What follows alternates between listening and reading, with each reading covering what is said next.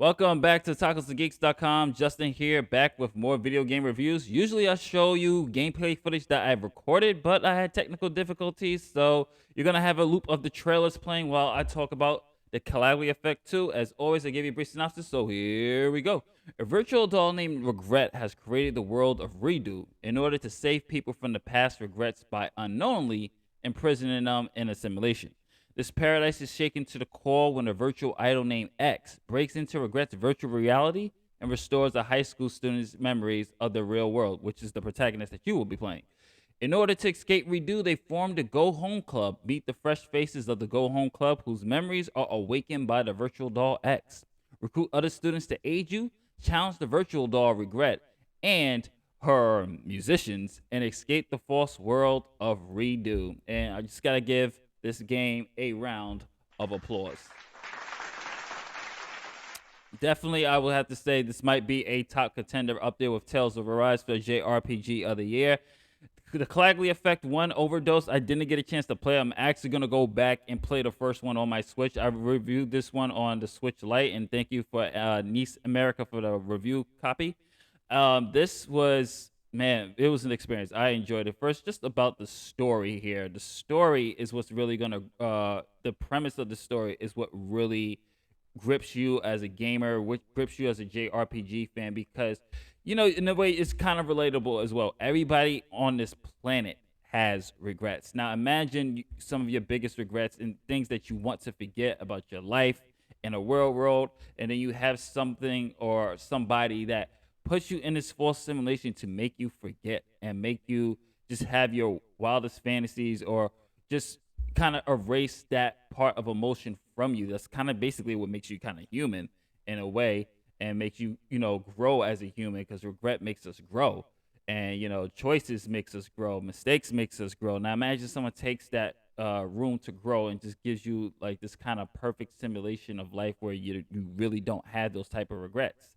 And that's basically the premise of this story. And one thing that really keeps you engaged is that this mystery of each character that you meet, such as Kobato, such as I think I'm gonna call it Kiri, because my Japanese Kiriko or something like that. Yeah, because my Japanese is always botching. So such as her, and you're wondering as you're meeting these characters and recruiting people for the Go Home Club of what is their backstory, what is their big secrets, what is their big regrets. And that's what kept me more engaged. And the more you meet these characters, the more you dive deeper into the game, the story just unravels, and you're just like, wow, this is amazing stuff. Marie is another great character. I mean, all the characters, all the protagonists of the Go Home Club, it's just absolutely phenomenal. And I'm going to talk a little bit about the gameplay here. Gameplay plays wonderful, man. This is a turn-based RPG game, and it's nice to be back to the turn-based RPG games. And man, another applause. One thing I like about this one is that you get to control all four, just like any turn-based RPG you play, or for your characters. But you also have X, who's with you, the one that has awakened you from your sleep of regret, and she also assists. But I think what really makes this really great is that the soundtrack plays a role in the actual gameplay with X, and using her music, she's able to, the music that she learns, because you're battling musicians throughout this game. And every time you beat like a musician boss, you do get to learn their song and actually be helpful against other musicians and things like that. And you also have these things called imaginary chain attacks, where the chain attacks is really good. So you basically have to figure out which attacks, which each character works very well. Some characters can elevate the opponent to go up, while your striker can go in for the kill and get better points, better chain attacks with that. And it's just a really great, smart battle system. For some people, it might get a little bit repetitive because that's pretty much the core battle, but it gets enjoyable. It is challenging. I recommend doing some side missions as well.